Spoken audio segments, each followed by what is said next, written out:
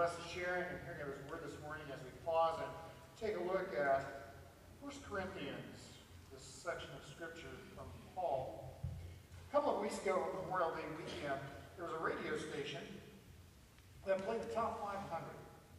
And for about a week and a half or so before that happened, people could register their list of top songs on the internet and get those in, and they tallied all of those songs, and they came up with what really they considered were the top 500 songs that were requested. And I went from 500 down to 1.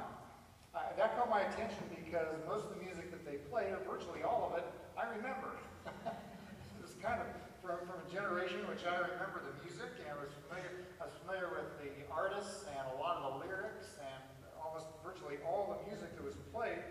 It was kind of nice to listen to that. You know, when I grew up, it seems as though that most of us tended to listen to the same, I guess, a lot of the same type of music.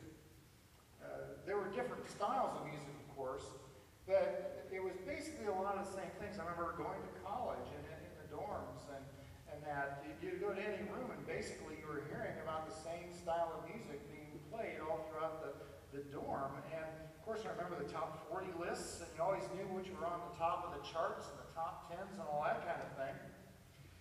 But it's not that way anymore. Music has really split into a lot of divisions over the course of time and over the years. And there are a lot of styles and a lot of varieties. And I venture to say that those of us sitting here all have a favorite style and variety of music. There are just so many of them. I mean, there's rap, there's metal, there's rock, there's Christian, contemporary Christian, there's country, there's hip-hop, there's jazz, there's one thing after another. And not only are there all these different categories and styles, but you can take each different style and even break those down into categories. I mean, you stop and think about rock, for example. You can get classic rock, you can get modern rock, you can get alternative rock, you can get hard rock. It's just a whole variety under all those different styles, or under that one style, all those different varieties.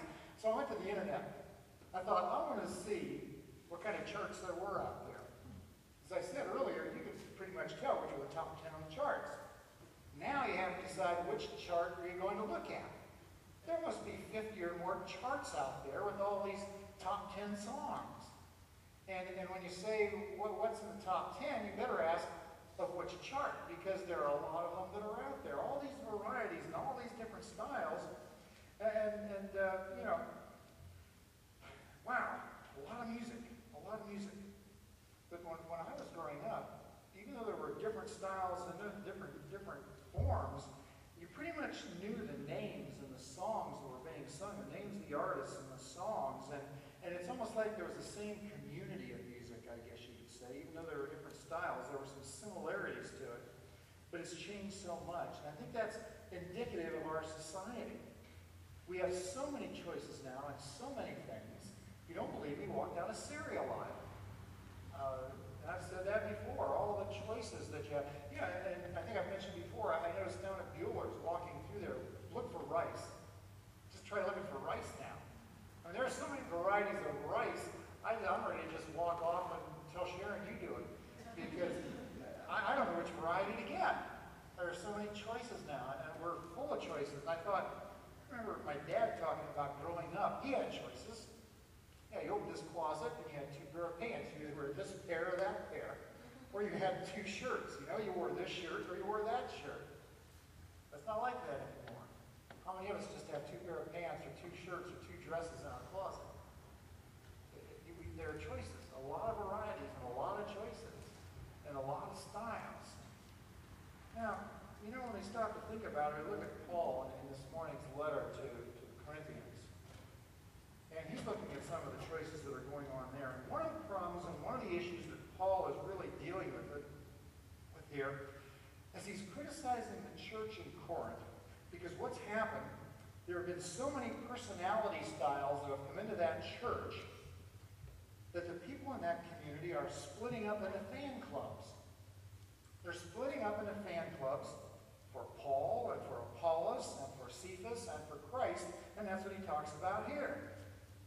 And because of that, he calls for those in the Christian community in the church to unite in the same mind and purpose, and to follow an undivided Christ.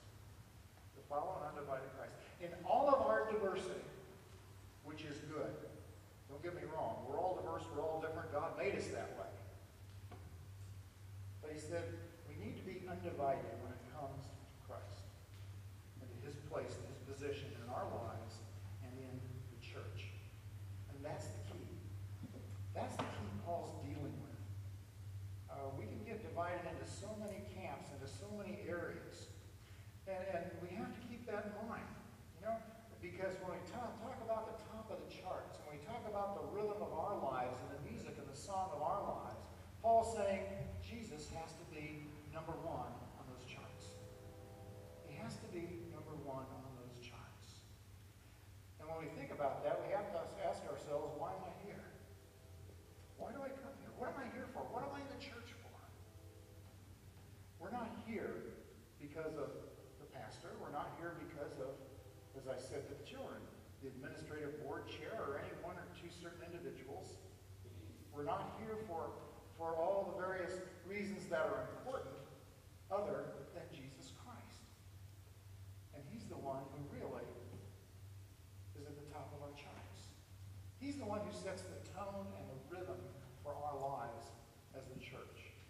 Now we bring all of our ideas and all of our diversity together, and that's not all bad, because what happens when we do, we begin to have a melody, a tune, a rhythm that goes with that. And that's what God has designed in Jesus Christ. But we need to stay focused on him and on him alone. That's why we're here. That's why we worship. That's the real rhythm of our lives and of our church and of who we are. And it's who Jesus Christ is in our lives. I guess this is the beat that should undergird and drive that spiritual song that's the soundtrack for our lives. But you see, the problems come in sometimes when we begin to let our own personal preferences get in the way. When we allow those personal preferences to get in the way, and we begin to march to whatever drummers